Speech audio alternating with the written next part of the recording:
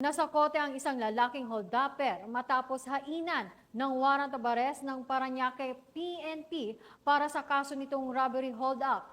Ang detalye mula kay Patrolwoman Reyna Joyce Dalire.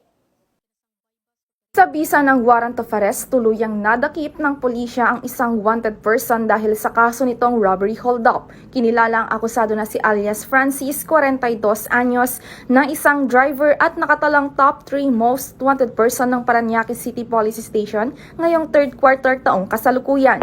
Nahuli ng Parañaque Warrant and Subpoena Section ang akusado sa bahagi ng Barangay Baclaran alas 9 ng gabi. Ang akusado ay hinainan ng warrant of arrest matapos maglabas ang Regional Trial Court Branch 118 Pasay City at walang anumang piyensang inirerekomenda para sa kaso nitong robbery with physical injuries with the use of firearm. Ang naturang akusado ay nang hold up at nang tutok umano ng baril sa isang babae sa Pasay City at tinangay ang mga pera nito. Sa ngayon ay nasa kustudiya ng Parañaque City Police Station habang hinihintay ang pagpapalabas ng commitment order nito mula sa korte. Mula dito sa Southern Police District, ako ang inyong PNN correspondent, Patrolwoman Reyna Joyce Dalire, alagad ng batas, tagataguyod ng Balitang Pulis.